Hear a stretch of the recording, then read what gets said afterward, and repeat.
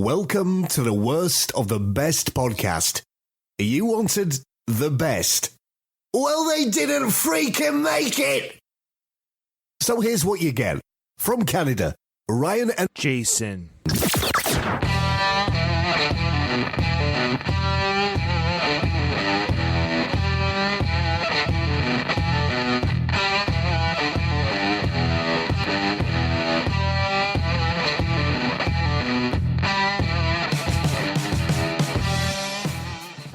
Welcome to another episode of the Worst of the Best podcast. I'm your host, Ryan, and with me today we have returning guest co-host. Oh, wait, no, it's my brother, Jason. Jason, hey, welcome Ryan. back.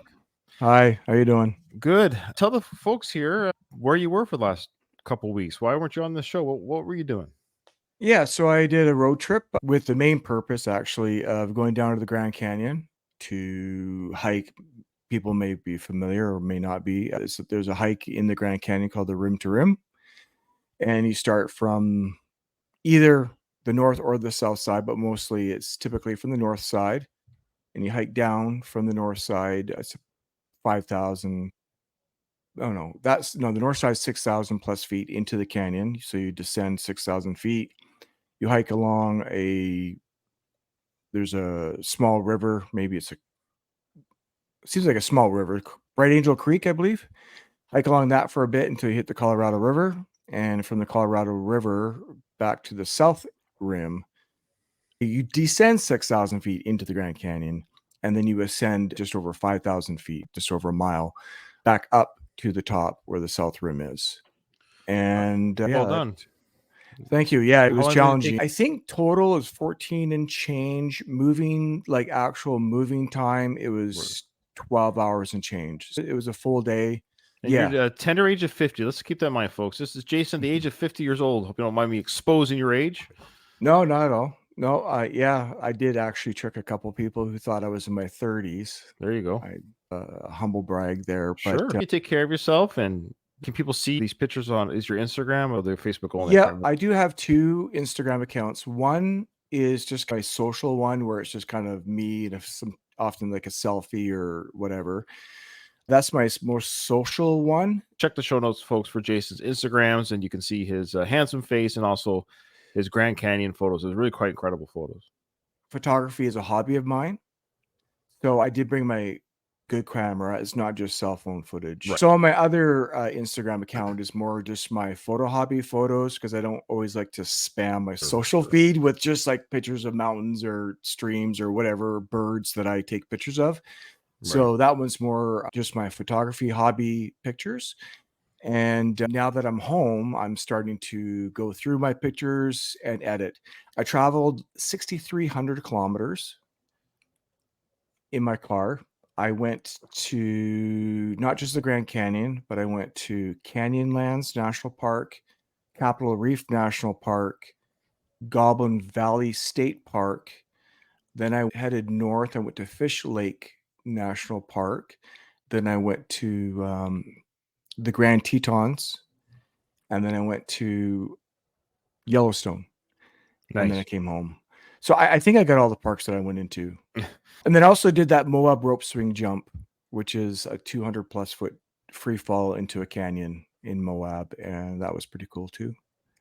That is impressive, Jay. Good job. Again. Yeah, it was a nice time away, unplug, and just enjoy my time. Awesome. Yeah. So again, folks, check out the show notes for the Jason socials there, so you can see those photos. I think they're well worth the gander. Sorry, is what I meant to say. And yeah, awesome. I appreciate that, Ryan. I appreciate that. Oh, sure. The 5 people that listen to our show might jump on and you might get a couple extra views. Probably all the people listening already followed me on Instagram. Probably our mom. My mom. Yeah. That's about it. All right. This is exciting. I'm excited for this episode, Jay. This is a fun one. I think it's another fun one for us. We had a couple dark ones with my guests. The one you just heard, folks, before this one was selfies, incriminating selfies, which some of those selfie stories involved some murder and mayhem. So this one's a little bit lighter, a little bit of a lighter episode. Here we go. So this episode is called False Beliefs About Common World, quote unquote, facts. So these are things that I know I've been guilty of, and I will fully admit where I have been guilty thinking this thing or this concept was a truth enough to even, put some money on it kind of truth. Jason, have you ever been told that lightning never strikes the same spot twice? You've heard that before, correct? Yes. Okay. And when you hear that, do you think to yourself, that sounds reasonable? Or do you go, that's an absolute lie?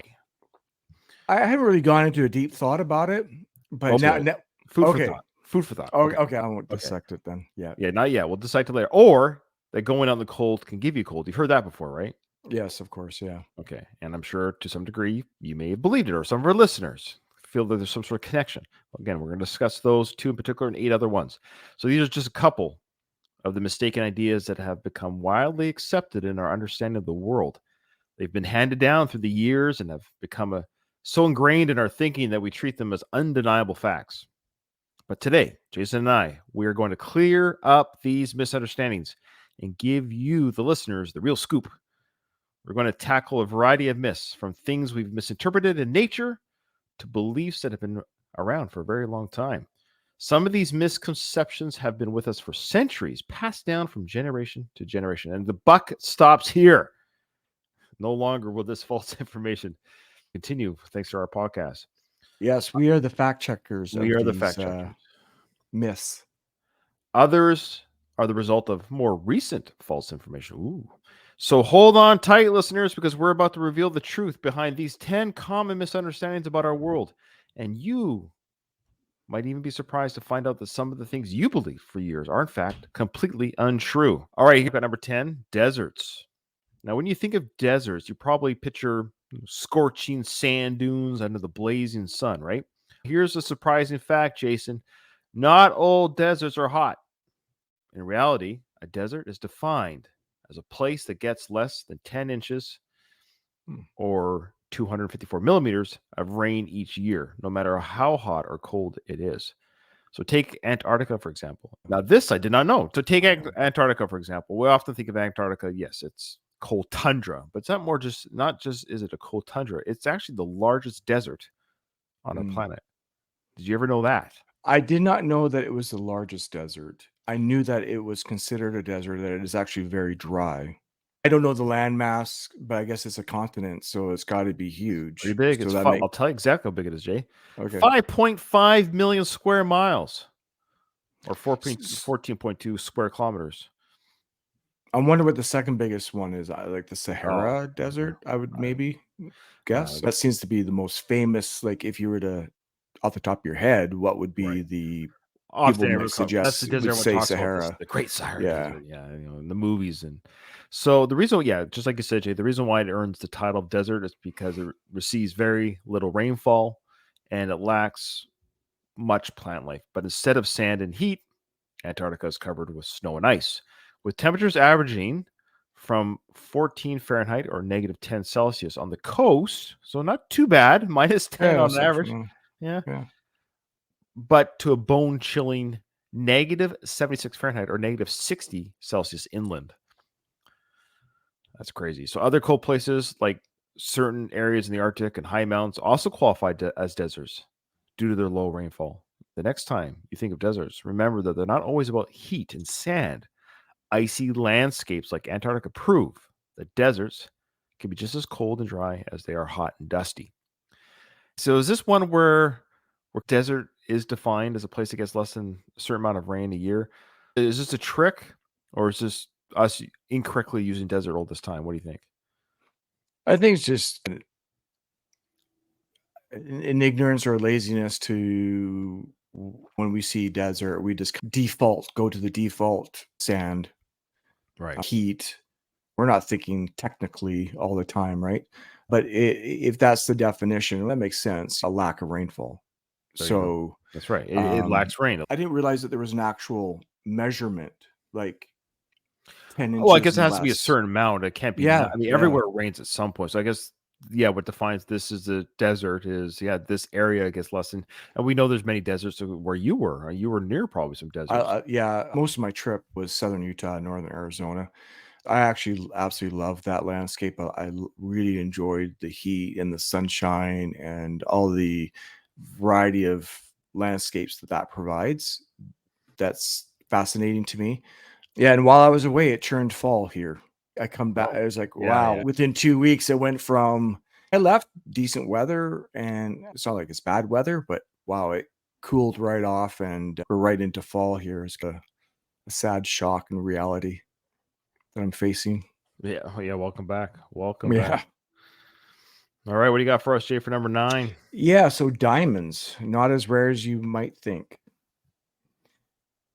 Diamonds often get painted as the super rare, precious gems that scream luxury and wealth. But let's dig into the truth here, and it might surprise you. Back in the 30s and the 40s, the De Beers Diamond Company played a big role in shaping our view of diamonds as these incredibly rare and valuable things. They pretty much controlled the whole diamond market, carefully managing how many diamonds were out there and making us think they were in short supply. They kept their hold on their global diamond market strong even into the 2000s. Now there's the twist. De Beers' own researchers think that the world's supply of natural diamonds is going to run out in 20 to 30 years.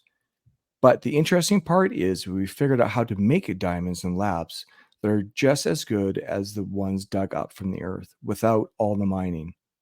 So while diamonds aren't as common as other gemstones, the idea that they're super duper rare is mostly because of marketing tricks in the early 1900s. Were you familiar with this marketing Yes. trick? Yeah, I Yes, it was as was. well. Yeah, this was one, unlike the desert one, I was tricked by Antarctica, so I will tell the truth there. But I didn't know the details. But if you were to ask me before our scouring of the internet to put this list together, I would have told you yes. I knew that the idea of diamonds and their rarity or their preciousness of a diamond in the rough and all these things and how they're made, they're not as rare at all. In fact, I knew that they're actually quite worthless in many ways. The value we put, it's a value we've created as humans because just like this is, we can now create them and better and look better and more whatever it is, a dime, the carat level or whatever that is can be created artificially. I find a pearl more amazing. I think it's always a Mm. pearl. You think about the clam is shaping that granule of sand for all that time. And then you have to open up every clam to find a pearl. Pearls, you would think they'd be more expensive than diamonds, would they not? Or Yeah, they're probably not. But I also wonder, are they able to manufacture pearls now? I mean, I, I'm going into. I feel I like guess so. If it's that's a just sand, process if that it's could just sand, be, it's the but same it's like idea. their mucus and stuff. I don't No, know. I don't know what it's added to the sand, but it's my understanding with pearls is it gets stuck in the clam's Yeah, area or I don't know, is that their mouth? I don't know. And they roll it around with whatever, it becomes like a crystal or like a yeah, ball. It's weird. yeah. So I guess they could So probably artificially do that too with sand and whatever else, but still. I'm wondering, can they not make rubies and emeralds and any of Jewels these suck. precious? Are you impressed by jewelry? Are you? Do you look at jewels and diamonds and rubies and emeralds? Oh wow, it's Yeah, amazing. the bling? No, not. If I saw somebody walking down with an emerald earrings or something, Would you be like, wow, that's I wouldn't go like, this person is really amazing. It is a manufactured perception of what seems to be worth. it is man-made. We have put Yes, a value on this, and the value is just what we've said it is. It's just like money in general is. It's all yes. pretend. It's all pretend. Nothing is not. It does. I know, I $100 know it bill is. doesn't mean anything. It's weird, but the whole idea of finance and money exchange, it's all man-made. It's crazy. This world's dumb. We're all dumb humans. This whole concept of this planet is ridiculous, and diamonds are part of that ridiculousness. Okay. All right, I gotta clear my throat here. I'm going through a cold right now, folks. So bear with me if my voice Oh, is it sounds bad. because you've been in cold weather? We're gonna get to one of those I about the know. cold. Yeah, don't spoil it. And we should also say for the worst pick, I think for me, the worst pick would be now these are the best myths that people believe in that they think are true. So that's what this list is. So could we say which one's the worst offender? Maybe like which one is it? Or I was trying to figure out how to do this. oh, I I'm gonna got have. one. This is mine. I can't believe people believe this. This is the one that I can't believe people fell for this. Really? You really thought that? Like, which one is really? The other ones are more, I get it. I get why people might think that. Mm, So, yeah, if you want okay, to well, rate it as okay, I can see why people might think that, i.e., desert. It's reasonable. I think most people tell you a desert. Draw me a picture of the desert. I would probably 99 out of 100 people would draw a palm tree with sand and the sun and heat. There might be that one nerd who goes, "Oh, yeah, I know about the Antarctica." Yeah, and they're like So I think draw that's a a picture good, of a yeah. snowman. So that's a good example. So let's say the one that is the really people really fell for that, or they should have known better. Okay. So that's a good example. I think number 10 would go without saying that's not the worst because even I was tricked by that falsity. Okay. So number 8, the forbidden fruit. Ooh, what's this one about? Jason, you and I, we went to church in our younger years, and you might remember the story of Eve picking that fateful fruit in the Garden of Eden. And it's often shown as an apple in countless paintings, movies, and tales. It's so stuck in our heads that it's hard to imagine the fruit being anything else other than an apple. But here's the twist: the Bible never says that the fruit from the tree of knowledge was an apple. It just mentions, quote, a fruit. The idea that it was an apple likely comes from the Latin translation of the Bible where the word malice was used. Now, malice can both mean evil and apple, which led to this connection over time. I like the idea that it's malice. No, this malus. That's the Latin, which of course malice, malice in English is the same. So I like that it means evil. So they took the tree of knowledge of good and evil, Oh, and yeah. so Eve took the apple that was evil, or the fruit that was. See, look, I said apple, and yeah, we have to call it Adam's apple, right? That sort of thing. That's what we Yeah. call it, Adam's apple for males, the throat. So again, it's not an apple. This confusion happened over time. By the Middle Ages, this myth was firmly established, even though it didn't come directly from the Bible. Some smart folks have suggested that the real fruit could have been a fig, grape, a pomegranate, or some other fruit commonly found in the Middle East, or the cradle of civilization. Despite these guesses, we're still in the dark. Yeah, for a lot of reasons why we might be in the dark. But despite these guesses, we're still in the dark about what forbidden fruit actually was eaten by Eve. So even though we see the apple as a symbol of temptation and sin today, the true identity of the fruit from the Bible story remains a mystery. Now, maybe it could have been an apple.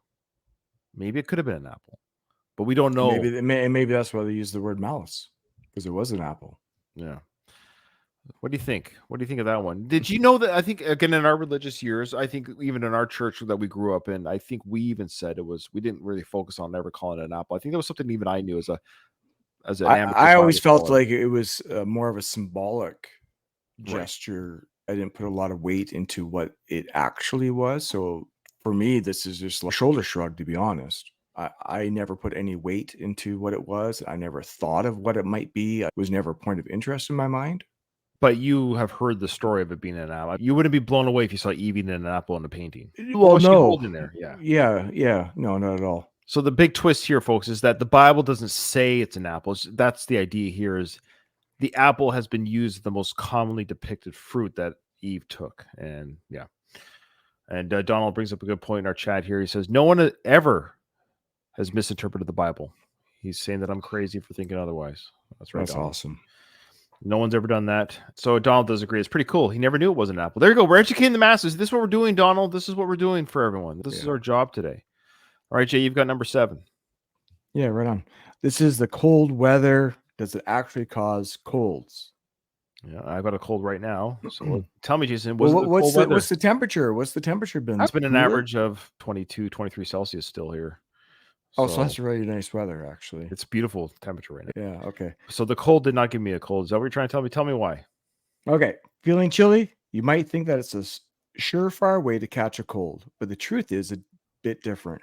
While many folks believe that being out in the cold or getting wet can make you sick, cold weather itself doesn't actually cause illnesses like the common cold or the flu. The real troublemakers here are viruses, not the low temperatures. Here's the deal. Cold viruses find it easier to spread in dry indoor environments, which are more common during cold weather when we're all huddled indoors. These viruses don't float around the cold air waiting to pounce on unsuspecting victims. Nope, they're passed from one person to another through a close contact like sneezing and handshakes. So when you're out in the cold and your nose starts running, it might feel like you're getting sick, but it's really the viruses you need to watch out for. Next time you're shivering in the cold, remember it's not the temperature that's making you sick. It's those sneaky viruses that you've got to be cautious about. I wish Dr. Fauci was here to help educate us on colds and viruses, that would be great. And how you pass them along. That's right. I think if he was here, we'd get the proper information that we needed, and he would definitely nip any misinformation in the bud right away. He would never propagate or say anything that was untowards the public. That's Dr. Fauci. If you're listening, come on the show at any time and let us know how viruses are spread. Put on a jacket, you're going to catch a cold. We heard that all the time growing up as a kid, and I think I believed that for years. Now, later in my life, I don't think I would have just come out and said it's just viruses. That makes sense. I actually have my own kind of theory. So they're saying that because it's cold outside, people are inside more and they're closer together. You're not outdoors as much, so people are in their houses more. They're in the schools come back. So basically, that's the idea. The viruses are spreading because of touch and door handles and sneezing, and that's how the viruses are spread. But in the summertime, and you're out of the school, you're outside more. I used to think because you were cold, this was my unscientific theory, but I thought it made sense. It was you're shivering, so your body's focusing on trying to stay warm. That the immune system or the fighting effects of the virus are weakened because your body's trying to keep warm. You're trying to close the loop in your mind as to, but it makes sense in that in the winter, when you are indoors, it can be cloudier, the impact of the sun. So your vitamin D levels, if you believe in any type of healthy lifestyle interventions, vitamin D levels are lower when the sun is lower or your sunlight exposure is less.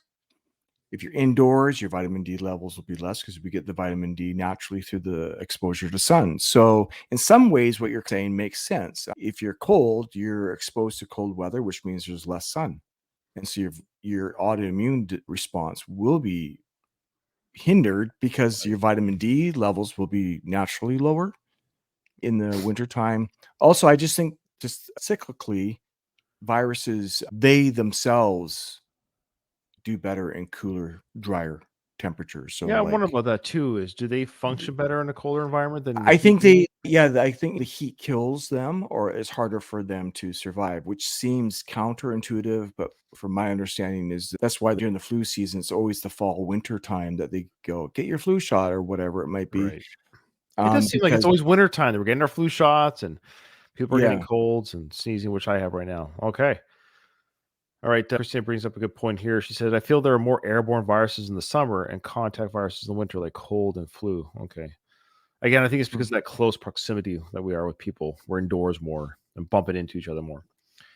And she also said that some germs are killed by heat and some are killed by the cold. So it goes both ways. There you go. And I rarely get sick. I've actually feeling okay, but definitely I have a cold. The family has it, and the wife, the kids. We're all in the same house. We all got the same cold. All right. Wish me luck. Number 6. Okay. Lightning. Now, despite what many believe, lightning can and does strike the same place more than once. In fact, it often targets the same spot repeatedly, especially under the right conditions. Lightning is naturally drawn to the tallest object in an area, and that often becomes a preferred target. Take the Empire State Building, for instance. It's struck by lightning multiple times every year. Other tall structures, whether they're natural like towering trees and mountains, or man made like radio antennas, also tend to attract lightning. While the likelihood of a specific spot being struck twice by lightning is low, like if you're in a soccer field, let's say, and there's a lightning strike in the soccer field, the chance of lightning hitting that same spot again is unlikely. And I think that's where people, and that's how I thought of it, is if you're out in a thunderstorm, the chance of you yourself getting struck by lightning twice in the same spot is unlikely. Structures that stand tall and unchanging are frequently hit multiple times given the right circumstances. The next time, Jason, you're seeking shelter during a thunderstorm, keep in mind that the tree that just got struck might very well become a lightning target again. The idea that lightning never strikes the same place twice, it's definitely a shocking myth. Now, are you guilty of believing that lightning doesn't strike twice? We hear that all the time. Lightning doesn't strike twice. it's probably something I hadn't really thought of. But when you did the introduction and you said that, and then I critically thought about it, that doesn't make any sense because that's the whole reason there's lightning rods on buildings or Yeah. so that the lightning will hit the lightning rod before it hits something else that's, vital to a structure or a power grid or something else. A little bit of critical thinking quickly would take that away. But the idea, I think, is just more of a saying of a rare event. I think it's more of a saying than it is an actual scientific fallacy. Are you comfortable in a thunderstorm outside? I love it. I get nervous as heck. Really? I think I have a fear of lightning, and it's gotten worse over the Really? years. Yeah, it's pretty true. And I like lightning from a distance. It's one of those things. If I'm on the porch, back when we visited our cousins in the Okanagan in Yeah. British Columbia, and the thunderstorm was away, I like that. There was a couple thunderstorms over our house this summer. The lightning, or the lightning and thunder together were over our house, and the crack that some of these thunder strikes made, it might just be, I don't know. Anyways, I have a legit fear. If I'm outside during a thunderstorm, I'm running indoor. I cannot be And outside. wow. Okay, No. cool. Yep. Yeah, I like just I like that's hilarious. Man, I'd run towards it. well, So you must have some type of DNA trauma passed down from a Neanderthal relative that yeah. must have had a traumatic experience with thunder and lightning. I don't know what it is. It's in my DNA. It's just like you can't explain it. People, Yeah, it's I like know. any Yeah. fear. Just get over it. I don't know. I don't know what to tell you. Some people are afraid of heights, which is me as well. Like whatever the fear might be, spiders, bees, heights, birds. There's some people who are afraid of birds. Like literally are fearful. Like, Yeah. what's the matter? It's just a bird. You can't help the fears that you have. They're in you. I don't know why, but maybe there was some past life or an ancestor of mine or myself got killed by lightning. I don't know. Yeah, I believe in a genetic passing down of trauma.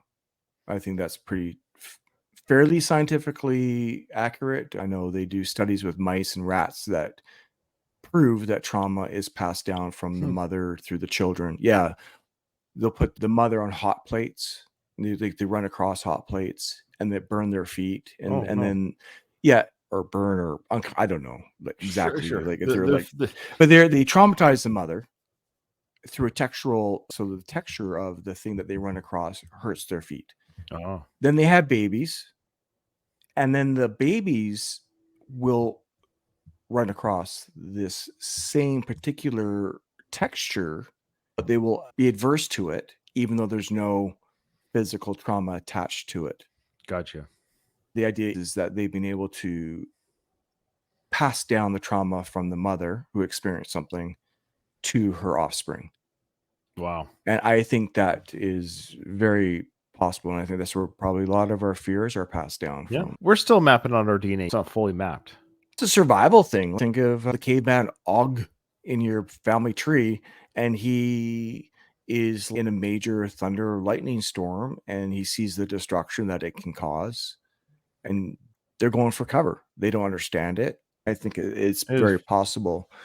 That's how a lot of our fears are just naturally think- embedded in us. Well, it's as good as guess as any because I didn't ask for it. Yeah, and again, I love it. I experienced some thunder and lightning storms on my trip down south. All right, what's the next one? Number 5.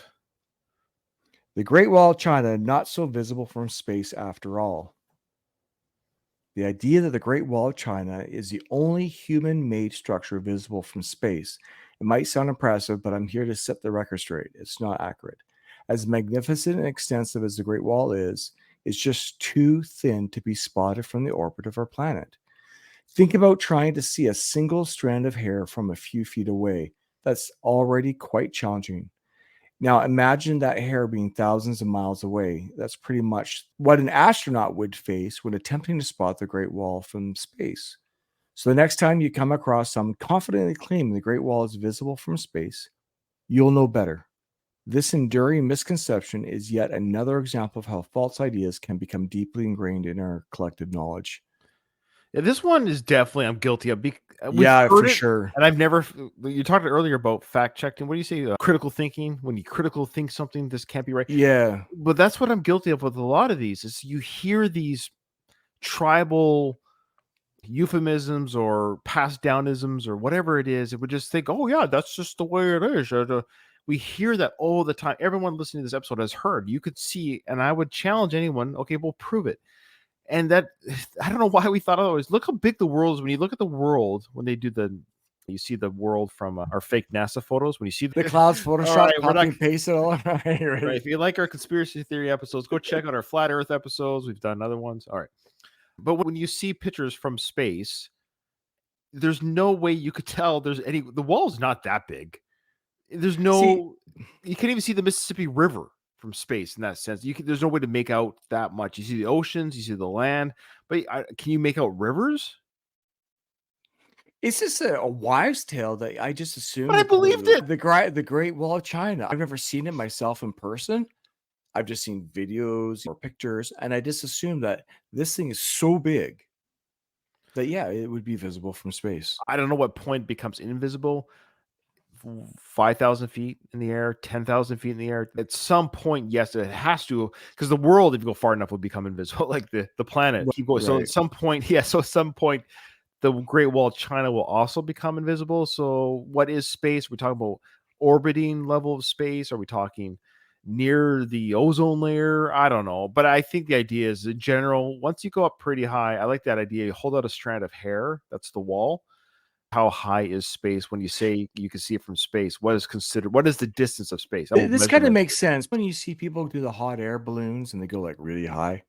Yep.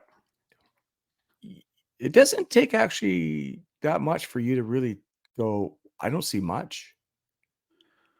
You don't see much definition. So where does space begin? For the purpose of space flight, some would say at the Kármán line. That's Karman line, currently defined as an altitude of 100 kilometers or 60 miles. So you can see it from space. We say that. I think when we say and hear that, critically thinking, we're talking about, oh, it's stupid. Why would anyone believe that? We don't. We just believed it to be true. There's some sort of blip on the Earth that we just can see from space. But when you're 60 kilometers in the air, there's no way you can see the wall of China. 60 kilometers away, there's no way. Yeah, but 100 kilometers isn't that? Or 60 miles and 100 kilometers? That's far. That's a far distance. You're not seeing anything 100 kilometers away. What's interesting, not to go back to the Grand Canyon rim to rim experience, but it was 40 kilometers across. I hiked 40 kilometers.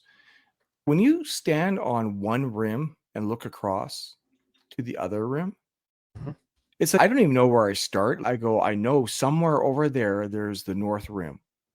There's no indication or no, like, I can't see the North Rim Lodge. You know what I mean? Like, it just looks like a big flat plateau way out in the distance. And yeah, 100. Yeah, your ability to define something from 100 kilometers away would really start to diminish. So that's a good question for Christian about Google Earth itself. So the question is, what height is Google Earth images taken from? 450 kilometers. So maybe a thing to do is find Google Earth's pictures of the Great Wall of China. And I don't know if you can do this with Google Earth. And then, when you zoom in, that's the problem. Zoom out. In. So the resolution. That's right. So it's a combination of, yes, we know that there's street maps and Google. You can zoom in the train. But I just wonder what zoom in. That's what I'm getting. What's level, the height? That's the height we're talking about. Would you see it? Would you go, right. I see it. You're not seeing the Great Wall of China at 450 kilometers, but yes, with the images that those satellites take, they're so good at capturing. You could look at your own home, for example, from Google Earth, but just because you can see your home, that doesn't mean you can see your home from space. It was captured from space, but you're zooming in on the capture. But I wonder at what zoom in level this represents 100 kilometers. Exactly. And I don't know that, but some NASA scientist who's listening to our show could tell us. Okay, good stuff. This one, I'm extremely guilty of this one. This one is one where if I use critical thinking, I should know better, and maybe a less or a more pompous or conceited person might not reveal their ignorance, but I'm not afraid to do that. I have no shame. Okay, camel humps. If you were to ask me a week ago what's inside a camel hump, I would tell you it's water. What? Yeah. Do you know that it wasn't water? It's fat. But it's fat, right? And it's the breakdown of fat that creates water. I'm an idiot. That hydrates the camel. I thought it was like a canteen. Yeah, they would so those distinctive humps, dear listeners, on a camel's back have often led people like me to believe that they're, because I was told this. I didn't Google this. I was told this as a kid. I was taught this. It's not my fault. It wasn't like I came up with this. Do you believe Santa Claus is real? Yes. Come on. No, but this is like a reasonable thing to hear. Like, we're talking about deserts, right? The camel's in a desert. There's no rainfall. Yeah.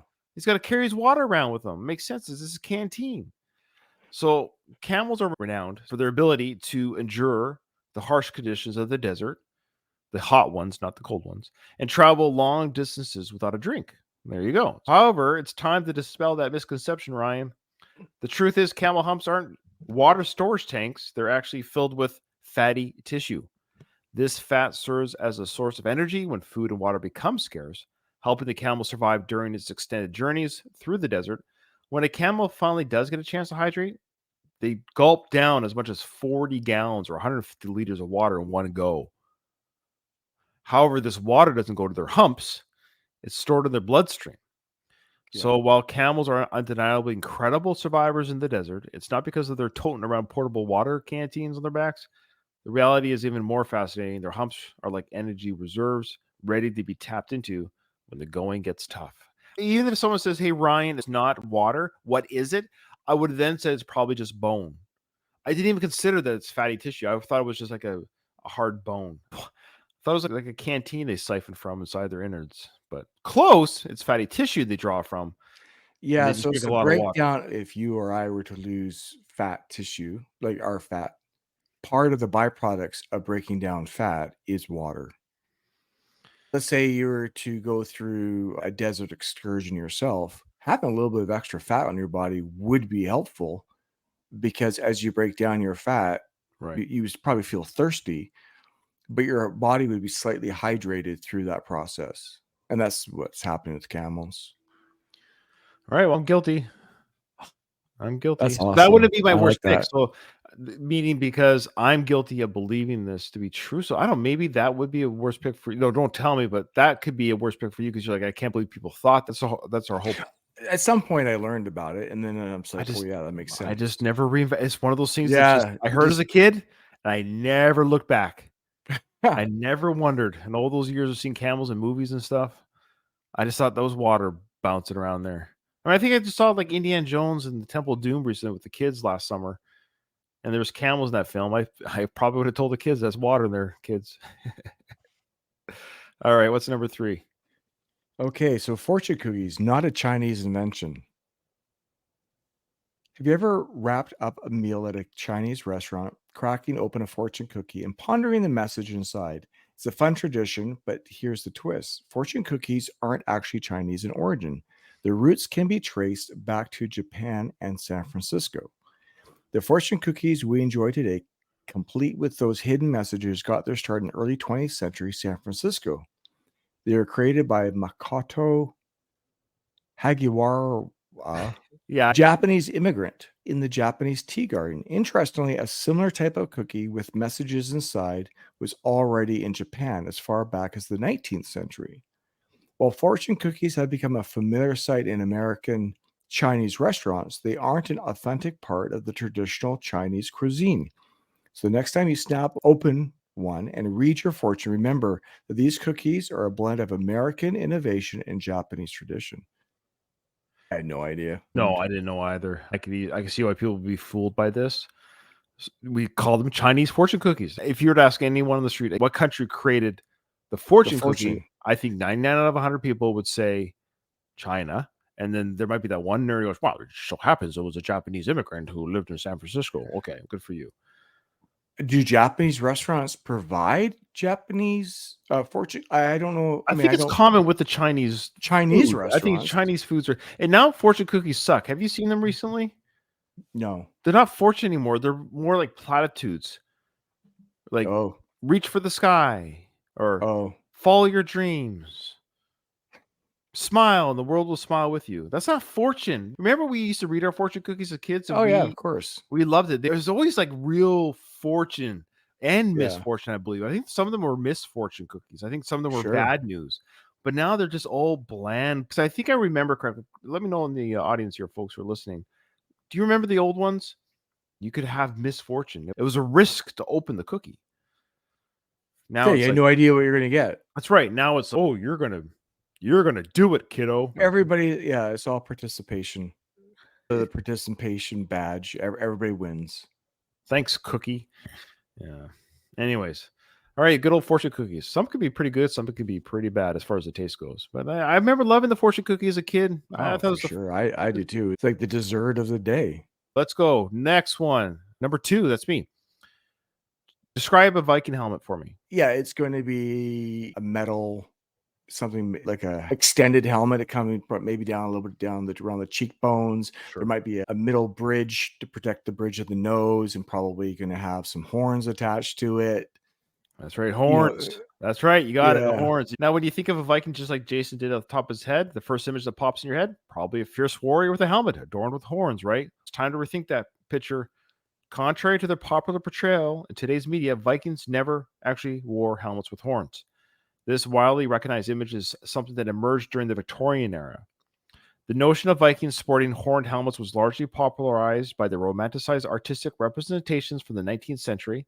But here's the truth. There's no historical evidence to suggest the Vikings ever wore such headgear. In fact, again, critical thinking, which you just don't do, it wouldn't have been practical at all. Imagine trying to steer a ship or engage in battle with those cumbersome horns on your head. So while the idea of Vikings with horned helmets might work well for theater or comic book art, it's a far cry from historical accuracy. It serves as a reminder of how easily misconceptions could take root in our collective imagination. Not really critically thinking about this. When you ask me the question, then I start overthinking. I start to be critical about, okay, would be an actual Viking helmet. I can't imagine them spending time putting horns on something that's designed. There's a lot of extra work. And then what horns are they? And where are they getting these animals to slaughter? I guess they're slaughtering animals to eat them, but I think they're cattle horns. I think that's what they might be. Like, could you imagine Vikings spending time screwing in horns after the slaughter, putting somehow adhering horns to their helmets? Now, the only reason they might do that is try to look intimidating to another enemy, right? Like, look at all these guys, and they got these like massive horns, and that looks pretty intimidating and scary. I can envision that being part of the thinking for a Viking, but I'm sure they were just more practical. Yeah. I didn't even consider that it was just artistic liberties by artists in the Victorian era. Art depictions do create a story that people will adhere to. Yeah, for sure. And then that gets passed on. It's like the Adam and Eve, the fruit that was exactly artistic. Yeah, artistic. Yeah. And it becomes fact almost through art. Okay, Jay, you got the last one. Cleopatra. When you hear the name Cleopatra, you probably picture an Egyptian queen. It's time to adjust that image a bit. Cleopatra, one of history's most famous women, wasn't actually Egyptian. Her family tree traces back to Greek Macedonia. Cleopatra belonged to the Ptolemaic dynasty, and they were originally of Greek Macedonian origin. This dynasty took control in Egypt after Alexander the Great passed away. While Cleopatra was born in Egypt and was the first of her dynasty to learn the Egyptian language, her family didn't hail from Egypt in the beginning. Even though Cleopatra holds a significant place in Egyptian history, she wasn't of Egyptian descent. She was a Greek Macedonian ruling over Egypt. It's a fascinating twist that challenges our common perception of this legendary queen. Yeah, this is. I had no idea. Yeah, I just thought she was Egyptian. Yeah, she wasn't by blood at all. Greek Macedonian. So there you go. Apparently, she wasn't as attractive as Elizabeth Taylor. I didn't want to let my imagination run wild. And do you ever see that movie? She was even. No, I haven't. It's a bit of a slog to get through, but it's a fascinating picture to watch, knowing the behind the scenes drama and the studio went bankrupt, and it's almost a embarrassment of too much at the screen, but that's what makes it fascinating to watch. Is because it got made, it's there, it's available. Of course, she's great in it, but I shouldn't say it's too much of a slog. But it's almost like a mini series. I watched it like in half-hour chunks. I'm not sure what streaming service. There is a series out depicting Cleopatra. I'm not sure if you've heard of it. I think it got I don't know if it's polls.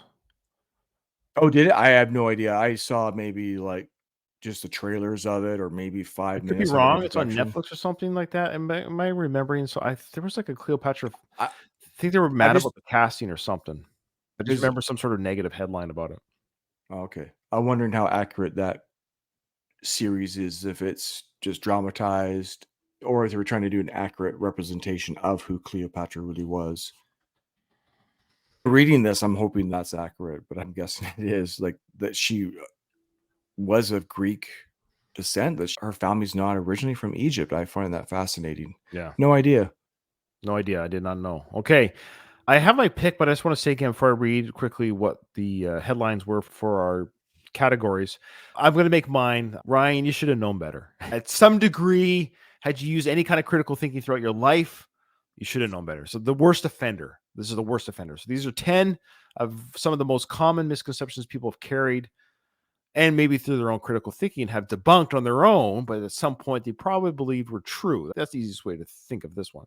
Okay, deserts, they're not always hot spots. For example, Antarctica is a desert. Diamonds, they're not as rare as you think. The forbidden fruit was not an apple.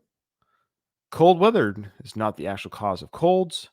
Lightning is a repeat offender. It hits things over and over again all the time. The Great Wall of China is not visible from space. Camel humps, they're fat reserves, not water tanks. The fortune cookie is not a Chinese invention, it's Japanese from San Francisco. Vikings have horn-free helmets. And lastly, Cleopatra is a Greek Macedonian queen. All right, Jay, I'll go first because you're our returning host, and I'll let you tie it up. But I'm going to go with, I had two that were, I should have known better. I will say it's easy to be guilty with the Great Wall of China. I can see why people would think that it's one of the seven wonders of the world, is it not? And but I like the analogy of you hold out a piece of hair or even a thread or a piece of yarn and you start walking away just 10 feet, you won't be able to see it anymore, or 20 feet. I don't know why we thought the wall of China would be any different. It's the same type of space and depth, like 100 kilometers in the air. Why would you be able to see this thread? It doesn't make sense. But I am a moron regarding the water and the humps. I should have used some sort of critical thinking, and I just didn't. Or if I ever knew this, I'd forgotten it and stuck to the false information. So that's the worst offender on my part. I should have known better with some sort of critical thinking. I should have known better. All right, Jay. So I have two. The apple for the Adam and Eve one, I had never really even thought or cared to think of what that may or may not be. I always viewed it as a symbolic gesture than an actual true event. And again, maybe an artistic expression that was passed down from generations and generations of people to present the idea of the fruit. So that's not one in my list because I never thought anything of it. But I'm going to say the Great Wall of China Okay, that's fair. Yeah. because I just go, okay, it must be really big. I've never seen it with my own eyes up close and personal. And I just assumed what you hear is that, oh, it's so big. You see it from, that's how big it is. You see it from space. That's just something that has been repeated forever and never really thought to think differently of it. So that's my pick, is the Great Wall of China. So Donald's talking about the diamonds. He goes, we get overcharged for diamonds because of their supposed rarity. Right. In that sense, they're the worst offender. He's saying they are the worst offender. Oh, yeah. Because this is misinformation that affects our wallets. That's fair. Yeah, money. That's right. It's a bad offender because it's one thing to, yeah, you're right, Donald, in the sense, me thinking there's water in the camel and the camel's hump, my life goes on. It's not affected. But if I'm trying to buy a diamond ring for my fiance or wife and I'm out thousands of dollars for a fake rarity or man-made value, yeah, it hurts us more. So that's good for a worst offender. I like that, Donald. Yeah, that's a really good way of viewing that. Now, it's called Queen Cleopatra. It's a Netflix documentary. It's a docudrama documentary, so it's mixed with narration and acting. I've never seen a rating like this, Jay. It's rated 1.1 out of 10. Yeah. So this is on IMDb, 82,000 votes with an average score of 1.1. Wow. I wonder what the issue is. Obviously, they're totally misrepresenting Cleopatra. Yeah, this is the featured review from a user. It says, this movie is nothing but a shoddy, inaccurate joke of a movie. There's nothing remotely historical or biographical about it whatsoever. Someone just wanted to interject their social justice view of history into their own version and try to pass it off as if it were remotely true. It's full of suppositions, guesses, and assumptions instead of historical fact. Aside from that, it's extremely dull and boring. They really should leave the history to actual academics instead of trying to continually push their leftist narrative via these boorish propaganda films that no one has asked for in the first place. It got the top votes. This review got the top votes on IMDb, and 82,000 people feel the same way. Yeah. So you're watching a docudrama, you're hoping that there's some historical, but then we're so bombarded with the narratives Yes. And I that like that the it public is saying ruins enough. everything. Yeah, I'm we I'm all glad the are. public's saying that that's enough. Let's stop it. Yeah. Because you can still be entertained and historically accurate. You can do both. For contrast, another documentary, totally opposite, but there was the Arnold Schwarzenegger documentary on Netflix. I don't know if you've seen that yet. No, I just actually funny. I just saw the little screenshot of it or whatever yesterday. Okay, so it has a rating from users. Do you want to guess? I'm going to say 7.8. Close, 8. That's 18,000. So there you go. So here's a modern day, of course, celebrity, but the idea that this one gets they want 8 accuracy. out of 10. That's right. Yeah. So yeah. Regardless of where you stand on things, I'll just leave it at that. They just want accuracy, accurate information, and people know enough. Arnold is a divisive person in some Yes, ways. he is. Yeah, but the fact that the documentary got 8 out of 10 tells you that 18,000 people thought this was a very good, well done documentary, no matter where you stand on with him. Yeah. So do they have whatever you're looking at? Do they have the Elizabeth Taylor Cleopatra movie? I wonder what that one has. Okay, I'm gonna guess. It has a 6.7. What do you think? Think it might be higher? Yeah, just because of the nostalgia effect of it. I'm going to say 7.5. 7. Oh, I said 6.8. So Price is Right rule. Price is Right rule. Oh no, I still. hate that. Yeah, you know what? I hate it when people do that. Why does the Price is Right get the monopoly on? Guess like I was still closer by 0.2. You were, yes. As soon as I was saying that, I was like, "Oh, you won, anyways." Yeah, I know. It's anyways. She looks great, and if you look at the trailer, she looks fantastic. But yeah, 7 out of 10. That's not bad. That's 36,000 votes. So there you go. That's probably a fair. But I think they should make a documentary about the filmmaking. I think that would be quite interesting. Is the name of that movie Cleopatra? That's right. 1963. Yeah. 60 years ago. Wow. And she looks great. If you look at her, she looks fantastic. So thank you to those who joined us live. We appreciate that. And if you want to join us live, join our socials. It's all on every show note, the Discord channel where I announce when we're going to go live. And at the very least, that's what it's for. You can get the announcement when we go live. Send us an email. We haven't got an email in a long time. The email is in our show notes as well. Send us an email. But remember, in front of every silver lining, there's a cloud. And today for Ryan, it was water in the camel's hump. And for Jason, it was the Great Wall of China. Gamma Gator Productions.